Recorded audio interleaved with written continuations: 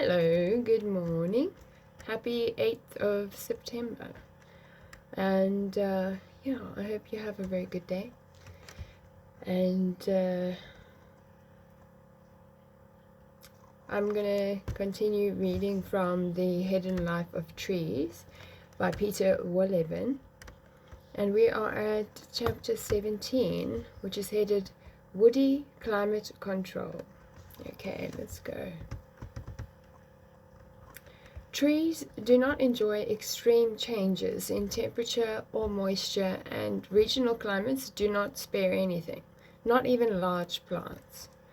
But have you considered whether trees might be able to exert their influence once in a while? My eureka moment on the subject came in a little forest growing on dry, sandy, nutrient-deficient soil near Bamberg, Germany. Forest specialists once claimed that only pines could flourish here. To avoid creating a bleak monoculture, beeches were also planted so that their leaves could neutralize the acid in the pine needles to make them more palatable to the creatures in the soil. There was no thought of using the deciduous trees for lumber. They were considered to be so-called service trees. But the beeches had no intention of playing a subservient role. After a few decades, they showed what they were made of. With their annual leaf fall, the beeches created an alkaline humus that could store a lot of water. In addition, the air in this little forest gradually became moister. I would have said more moist, but anyway, because the leaves of the growing beeches calmed the air by reducing the speed of the wind blowing through the trunks of the pines. Oh, that's cool. Calmer air meant less water evaporated.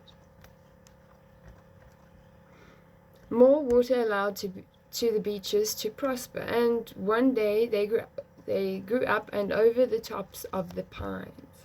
In the meantime, the forest floor and the microclimate had both changed so much that the conditions became more suited to deciduous trees than to more frugal conifers.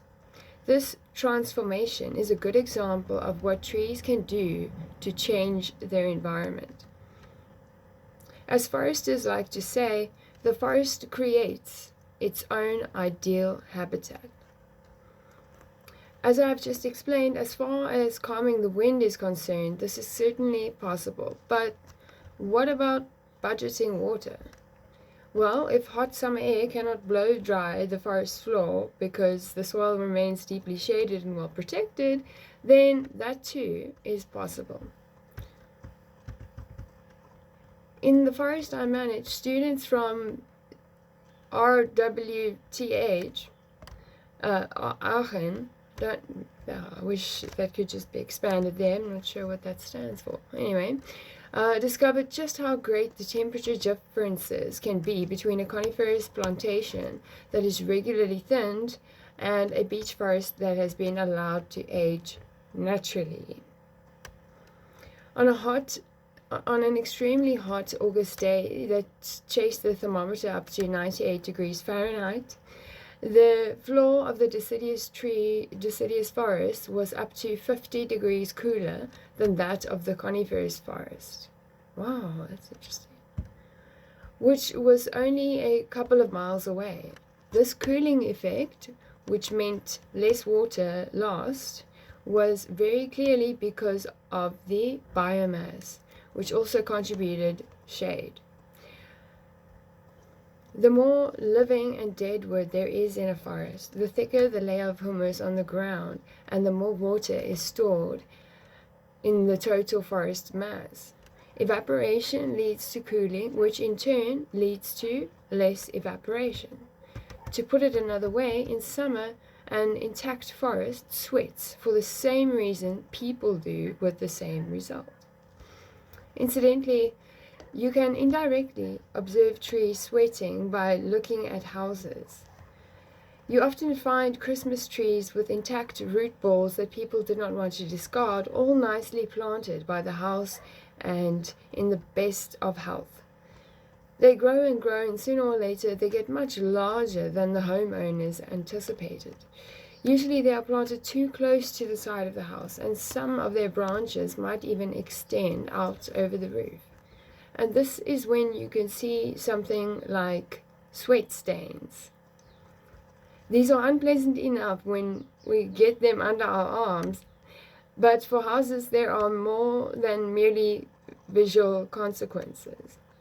The trees sweat so profusely that algae and moss colonize their most facades and roof tiles. Rainwater, slowed down by the plant growth, no longer drains away so easily, and dislodged patches of moss clog the gutters. The stucco crumbles over the years because of the damp and has to be replaced prematurely. People who park their cars under trees, however, benefit from the way trees even out extremes. When there are freezing temperatures, people who park their cars out in the open have to scrape ice from their windows, whereas cars parked under trees often remain ice-free. Apart from the fact that trees can negatively affect the exterior of buildings, I find it fascinating how much spruce and other species influence microclimates in their vicinity. Consider how much greater the influence of an undisturbed forest must be. Whoever sweats a lot must also drink a lot, and during a downpour you have the opportunity to observe a tree taking a long swig. Because downpours usually happen at the same time as storms, I can't recommend taking a walk into the forest. However, if you, like me, and because of work, are outside anyway, then you can observe a fascinating spectacle. Mostly it is beaches that indulge in such all-out drinking binges. Like many deciduous trees, they angle their branches up, or you could say down. For the crown opens its leaves not only to catch sunlight, but also to catch water. Rain falls on hundreds and thousands of leaves, and the moisture drips from them down to the twigs. From there it runs along the branches, where the tiny streams of water unite into a river that rushes down the trunk. Oh, beautiful. By the time it reaches the lower part of the trunk, the water is shooting down so fast, when it hits the ground, it foams up. During a severe storm, a mature tree can down an additional couple of 100 gallons of water that, thanks to its construction, it funnels into its roots. There, the water is stored in the surrounding soil, where it can help the tree over the next few dry spells. Sure. Spruce and firs can't do this. The crafty firs like to mix with the beeches, whereas the spruce usually stick together, which means they're often thirsty.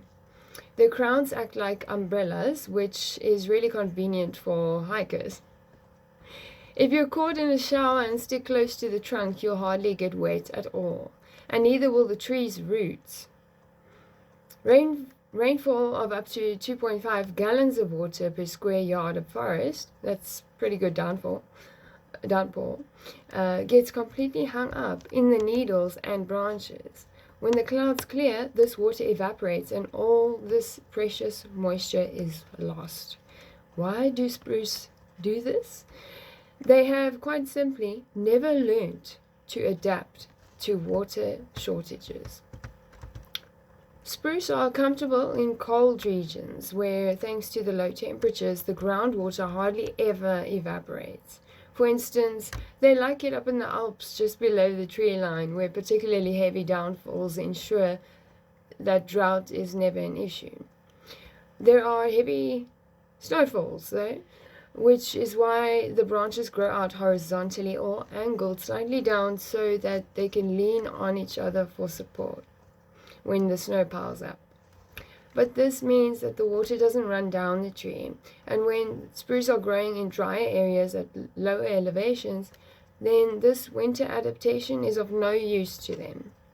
The majority of the coniferous forests we have in Central Europe today were were planted, and people put the forest in places that made sense to them. In these places, the conifers are always suffering from thirst, and all the while their built-in umbrellas are intercepting 1/3 of the rain that falls and returning it to the atmosphere.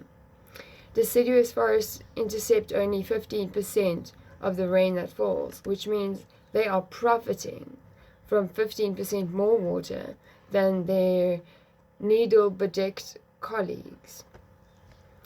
Okay. Oh, it's a beautiful picture. Sorry that you can't see that. So, beautiful sketch of a beach. Okay. Well, that is very short.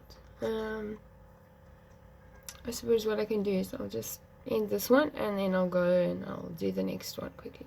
Anyway, yeah. What can I feel like I need to add something, but maybe that was good enough all by itself. Yeah. Okay.